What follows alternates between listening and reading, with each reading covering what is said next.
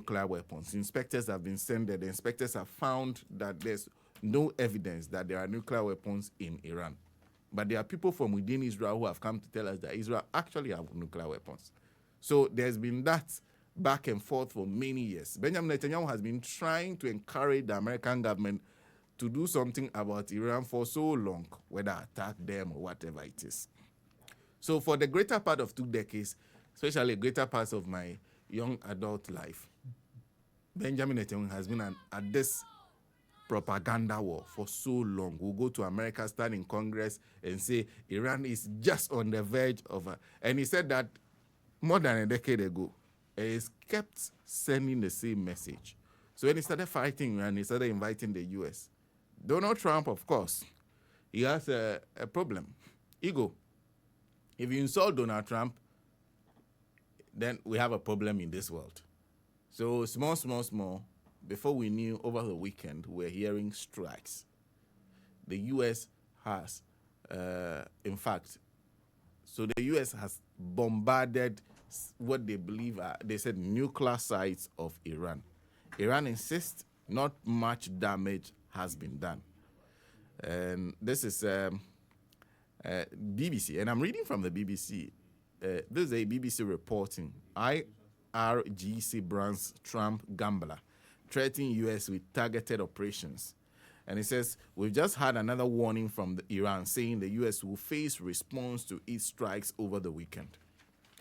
The Islamic Revolutionary Guard Corps spokesman Ibrahim Solvagari says the U.S. has directly entered the war and violated the sacred soil of Iran. He says the U.S. will face heavy, regrettable, and unpredictable consequences through powerful and targeted operations. Speaking directly to the U.S. president in English, Solvagari says, quote, Mr. Trump, the gambler, you may start this war, but we will be the ones to finish it. Now, there are more things happening. There's the NATO summit and Putin meeting Iran's foreign minister today. And he also says that after the U.S. shocked the world with its strikes on Iranian nuclear sites over the weekend, there's a lot happening today in diplomacy and security policy. Here's a quick look at what's coming up. Is the BBC still updates on this? Iran's foreign minister is in Moscow to meet Russia's President Putin to talk about their common challenges and threats. There's a NATO summit that is opening in the Netherlands and is almost certain the situation in the Middle East will be discussed. Then there's the board of the UN's nuclear watchdog. The International Atomic Energy Agency is also holding an emergency meeting. Then there's the UN Security Council, as it is due to meet again after a Sunday session as the conflict escalates. And then BBC also says EU foreign ministers are also meeting in Belgium. So the whole world is on red alert now with many discussions ongoing. Let's speak to Mr. EMMANUEL Bombande, who is a renowned peace-building expert, has also worked within the UN system, has then worked as former Deputy Foreign Affairs Minister for Ghana. Thank you very much for your time, and good morning to you, sir. Hello, good morning, Sana. I hope you're well. I'm doing good. Now, break it down for us. For those of us who are wondering, exactly what is this? Should we be worried? What is the background to this? Well, first of all, we should be worried because war has started with implications of an international crisis. Now, our global community has grown closer and closer in the 21st century as a result of technologies, as a result of interdependence in supply chains. And to that extent, when there is a crisis in any part of the world, the ripple effects this time around has a very high potential of affecting everybody, unlike in the past where the effect took time to arrive. This time around, the effects are, if you can describe it, more impactful in the immediate before you talk about the medium to long term. And so let us not dance around the fact that there is a global crisis, and to that extent, therefore, the interconnectedness of the world today should make everybody to be worried. We in Ghana, West Africa, and the whole of Africa. Yeah. First of all, two things. As we speak now, there was a U.S. strikes over the weekend. Iran keeps threatening. There are many meetings trying to de-escalate the situation. As it stands, what will be the worst case scenario? Well, before we talk about the strike itself, the worst case scenario should be understood not only in the impact of these strikes, but how we have gradually arrived at a point in this world in which nobody is held accountable anymore. Now, I say this in the context of international law. I say this in the context of the respect for the United Nations Charter, which remains our recourse, the settlement of international disputes peacefully, because the UN Charter and to that extent the structure of the United Nations Security Council, regardless of its ineffectiveness over some time, remains the only framework that we have developed and we have committed to as a way of a peaceful resolution of disputes. Now, this did not come out of the blue sky. It came out of concrete experiences beginning from the First World War and the Second World War, which was the major crisis that threatened global humanity. We learned from that, and we said never should that be repeated. And so we would have a framework that it doesn't matter the context of the situation in the world related to violence and conflict and associated with it the consequence of crisis. We will find ourselves around the table, and the foremost and compelling, if you would call it, commitment is a peaceful approach to the resolution of the dispute. Now, I give this background to suggest that over the time you have seen an increasing deterioration, not only by people who are part of the global community as such, but the foremost actors, or if you call it allies, who founded the United Nations in terms of the charter that I have been describing, and who now have found themselves to be the permanent members of the Security Council, being the foremost actors who are violating the same charter.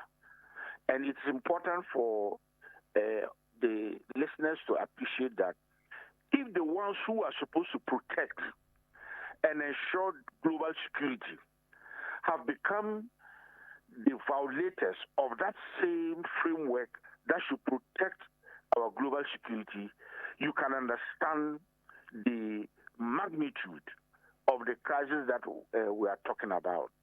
So that is the first understanding that now can lead us to look at the impact of these strikes, because the strikes in themselves are a violation of the UN Charter. Now, first of all, there was a strike of Israel on Iran. Now, what was the argument, or if you call it, the reason the Israelis gave, led by their prime minister when he spoke on television to the world? He said it was a preemptive strike because they do not want Iran to have a nuclear weapon. Now, you must understand that, first of all, every country, including Ghana, and we have developed our own nuclear reactor going back to 1961. But it was for the use of peaceful methods of our human development. And if you look at the IEA, if you call it framework, every country is allowed to develop a nuclear reactor for peaceful purposes. What we agree collectively is the use of nuclear reactors for, if you call it, war purposes, which again we have sat together and have formulated a nuclear non-proliferation treaty to stop people from misusing nuclear technology for war. So as we speak, on what basis does one nation attack another? Only on speculation, because nobody has proved that Iran possesses its nuclear reactor for the use of war. But what we can refer to is the repeated assessments of Iran, to the extent that they are using nuclear only for peaceful purposes, and their commitment is never to use it for war. Now, for those who would not believe that, they have to understand that Iran is a signatory to the Nuclear Non-Proliferation Treaty. But the state that attacked Iran is not a signatory to that Non-Proliferation Treaty. So that is the first contradiction. On speculation and unprovoked, they attacked Iran. If you look at Article 51 of the UN Charter, the excuse they use did not exist because for any preemptive attack by a state unprovoked on another is not allowed. It is when somebody has attacked you and there's evidence of that attack that you can respond as a preemptive to prevent that state from escalating the attack. But as we speak, Iran never attacked Israel. It is Israel who attacked Iran. Then Iran responded legitimately because Iran's response was in line with Article 51 of the UN Charter because it had been attacked. So its response was to the attack. Then you must also keep in mind that 2 days before that attack, arrangements were in advance for the next round of dialogue that had started and had been organized on 5 different occasions between Iran and the United States, precisely on the basis of dealing with the issues related to Iran's use of nuclear technology. So you must also understand that a state that has been sitting as part of dialogue and repeatedly stating its position on the use of its nuclear technology and was preparing to go for the next round of dialogue could not be the same state that could have attacked another on the very thing that it tries to prevent. So you see a second round of contradictions. And thirdly, then came the attack now by the United States. But that even becomes more contradictory because if you look at how dialogue is mediated, it doesn't matter at what level of the dialogue in its international character. Trust is central. So the country that was the anchor, the convener of the dialogue, even if it was not on their territory, but through indirect backdoor channels, was the United States. And to that extent, the last country to have joined in the attack against Iraq should have been the United States. Because by that attack now, the United States has lost its power of convening because it cannot be trusted anymore by Iran. And so that also then adds to the magnitude of the crisis because the war that has started now is the United States and Israel against Iran. So then I cycle back to the respect of our international norms, the respect for our international regulations, and I make this a very important observation that sometimes I argue that the magnitude of a crisis by itself may not be very concerning if the capacity to respond to that crisis is in itself a capacity that has integrity, that has international goodwill, and that has a common purpose of nations seeing the crisis on the same page and working together to resolve it. So the reason why this crisis in itself becomes very concerning is because the capacity to respond to it has completely deteriorated. And so we have a world now in which, if you go to the debates in the Security Council or even look at the preceding debates around this particular issue, everybody agrees that the approach to deal with the Iran nuclear issue should never have been through violence. And yet, it is violence that has become the option. And my final thought on this is, you cannot bomb somebody and force that person to the table of peace. It doesn't matter your might, it doesn't matter your power. You cannot bomb somebody into peace. The only way we can have peace is when we talk, when we dialogue. Now here I'm not talking about peace just in this elusive concept. I'm talking about peace that is genuine and that is sustainable. If that peace has to be genuine, if it has to be sustainable, it has to be achieved through the genuine processes of dialogue upon which trust is at the center. Trust is the anchor. As long as nations cannot have that level of trust, we are going to see the world continuing to, if you call it, pivot around uncertainty and around a medium to long-term crisis that is unending. And we cannot make the summary of this without linking it to leadership. And so I would always conclude my thoughts on this by saying our world is lacking leadership. And so national interest, in fact, I would even put the national interest sometimes as secondary. Personal political ambition has superseded the global interest of our humanity, and it is now exercising itself or manifesting itself in which there is an incredible level of recklessness, and there are actions that are taken without a careful thinking about their consequences. And so all in all, you look at what has happened over the past 2 weeks, and you see that there is no strategic thinking, and there is no concern about the welfare of the global humanity.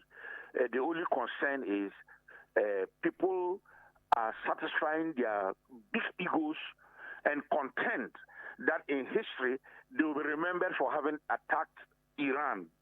But whether or not that attack has sense in it, has logic in it, you and I can see that there is nothing at all we can write home about when it comes to our global peace and security.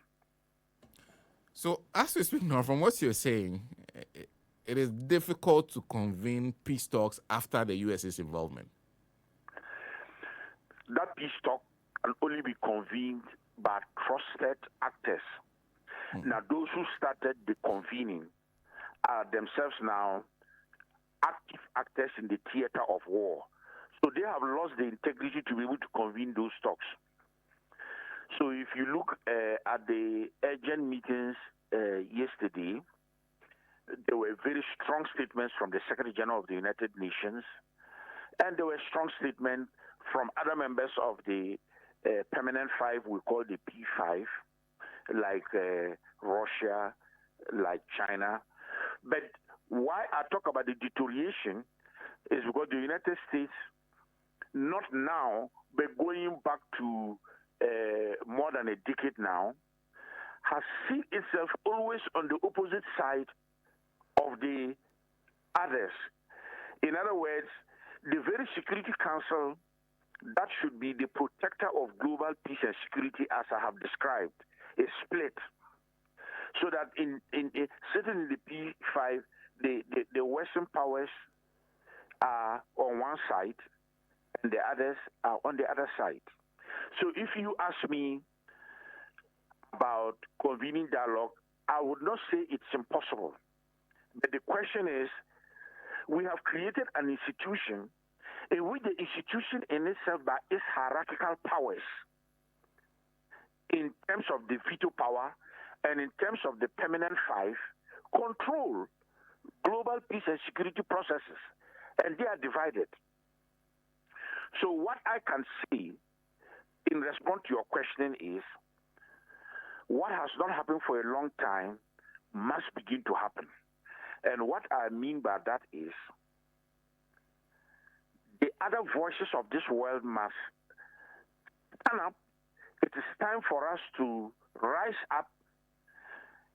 In fact, if you look at the Agenda 2063 of the African Union, we continue aspiring to be part of the solution of global crisis, but we are never there because we are never even heard. So it is time for Africa to rise. It is time for the Middle East to rise. It's time for Asia to rise and to say that we cannot see this world belligerence and to warmongering and to seeing peace through the lenses of distraction, and that the globe belongs to all of us, and we now can begin to be the conveners by creating the spaces for the type of dialogue that can lead to peace. But as long as our people, due to our governments, do not rise up, then what we do is to continue to lament and to continue to see the space for those who warmonger. And those who warmonger can never be the people who can bring us peace. Yeah. And I'm asking this because the tweet that President Trump posted after the strikes is, "We have completed our very successful attack on 3 nuclear sites in Iran, including Fordow, Natanz, and Esfahan. All planes are now outside of Iran airspace. A full payload of bombs was dropped on the primary sites. Fordow, all planes are safely on their way home. Congratulations to our great American warriors. There's not another military in the world that could have done this. Now is the time for peace. Thank you for your attention to this matter." So he believes that their strikes would lead to peace. And what do you make of his language in this tweet? Well, first of all, if you look at that text, it was massaging an ego to start with. It was glorifying violence. It was glorifying war. It was trying to put apart the army of a country that is invincible. And the question is, what has that got to do with the original pursuit of peace? And here, in the context of what he had engaged with Iran to resolve the dispute, or so to speak, the lack of clarity on the peaceful use of Iran's nuclear project.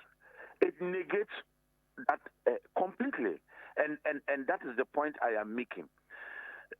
We have allowed a certain assumption, the whole of everybody in this world, that the mightier you are and your capacity to bomb others, then you are the one who can bring about peace. And my argument this morning with you is that that is a complete falsehood. It's a complete, how do I describe it? It's an assumption that is completely false. Now, let me put that in context.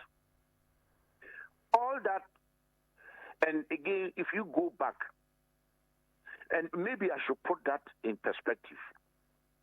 Keep in mind that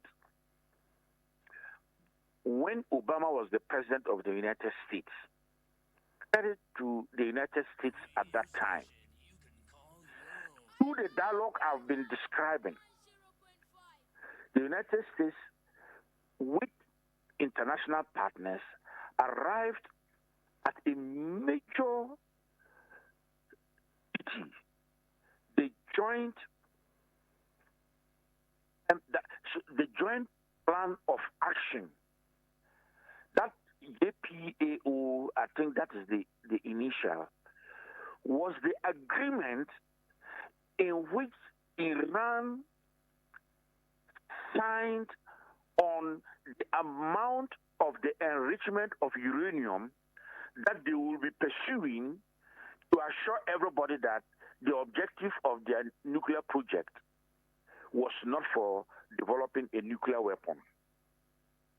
So what do you see happening when Obama engaged in this process? It was a change of behavior if there was a lack of clarity about the behavior of Iran. That agreement had signaled very convincingly to the whole world that Iran was pursuing a certain path of behavior. So in conflict, what is often sought is the type of behavior that can guarantee to everybody that we are on the pathway of working always towards peace. So if you now put that question today, how has the behavior of the United States today affected the behavior of Iran? You see that on the contrary, they have induced Iran to shift from a change of behavior that was a commitment towards peace. And how did that start? Post-President Obama, in his first term, President Trump led the United States to withdraw from that agreement. So that was the first signal that we are no longer interested in Iran's behavior towards peace. And the language then changed from that of working together towards peace to threats and sanctions and bombardments. And that has persisted. And so what you see now is that there is no behavior that you can assess on the part of Iran towards peace. But always keep in mind that every nation state that is sovereign is equal, as we have agreed in our own international frameworks, norms, rules, and regulations. So who has the right to get up and simply bomb somebody simply because your assumptions and conclusions may not be in agreement with what you are seeing as a pattern from another country? And so this is the point that we are making, so that we are not looking at this crisis as if it just started last week. There is a consistent pattern of behavior, and that's why I talked about leadership. And when I'm talking about leadership too, I'm talking about leadership in which the people are the ones who are sovereign. And if you go around the world, including Israel, the majority of the people are not in support of this war and this destruction. So too in the United States. Because just when they had finished this destruction, so to speak, right there and then, there were also political leaders in the United States like Bernie Sanders who were arguing live that it was illegal, that in United States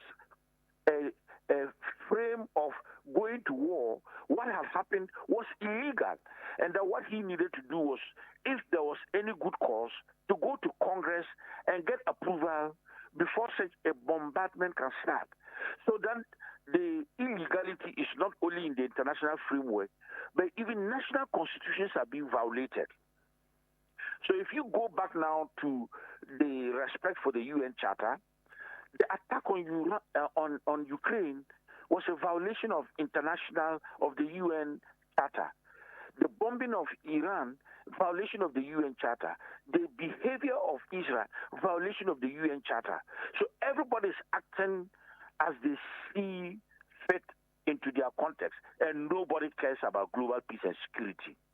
And yet the overwhelming majority of the people in this world are looking on, and the question is everybody going to be helpless and hapless and just watching the peace that people want to just wake up and live their life and not be caught in this distraction in which leaders become so reckless that they don't even consider the consequences of their actions.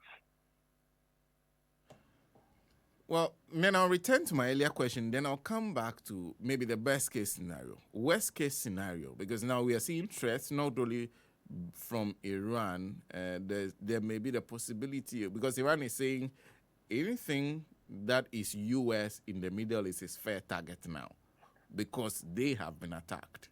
Now, what's the worst case scenario in this matter? What type of, would we see a full-scale war there? How bad can it get? Well, how bad it can get is when the polarization that has already occurred deepens and escalates. In other words, if you begin to see states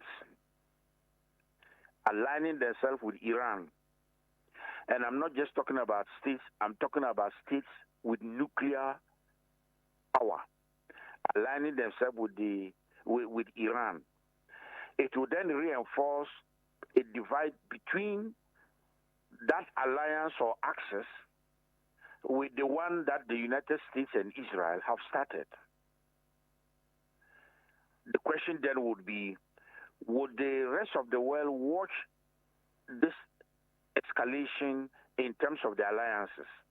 And that is why major decisions have to be made by almost all the countries in this world be able to take us away, because we are on the brink of a world war.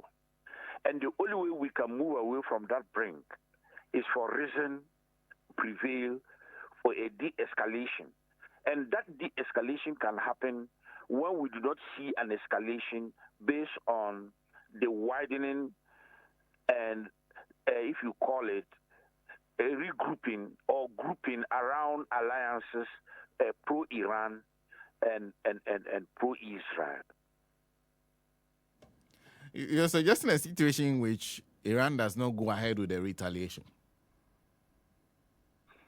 Well, retaliation in the sense that you might say Iran does not go ahead with the retaliation, but it's not enough for that to be assessed as a peaceful pathway as long as there's no certainty in it. On what basis can we assert that there will be no further violence? That will be a reaction from Iran. And you made the statement that Iran has already suggested that any target in the Middle East that is American is a target also of attack by Iran. The Iranian parliament has, I think it has not been, the process is not completed, but there are threats of closing the Straits of Hormuz, which is a very important international channel for supply chains, the carrying of goods and services across the world. So it depends on what then we call the attack here. But I think that the deep animosity is already prevalent, and it is dependent now on how that can be escalated, that can move over to the brink. But I think what is important is that we must accept that all the red lines have been crossed. And because the red lines have been crossed, it's just now a matter of what happens. But I think accountability is important. Might does not mean right. And big players who are violating the UN Charter must be held to account. And we can no longer defer to global peace and security in the permanent five, because they have totally failed to be able to guarantee global peace and security. And that might be the reason why they have also refused to allow for United Nations reforms, so that the Security Council is reformed and they cannot have the veto power to continue to do what they do. even if in disregard of rules and norms, at least the important thing is to have these spaces that have more voices to be able to speak to these issues in such a way that the rest of the world is not left out, so that a few can continue to carry the world onto the brink of war.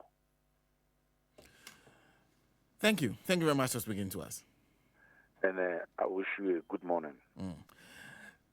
That's Mr. EMMANUEL Bombande, who has been in peace building for some time. Like I said, worked within the UN system. Also was Deputy Foreign Minister at some point in time. Join us to have a conversation on this matter.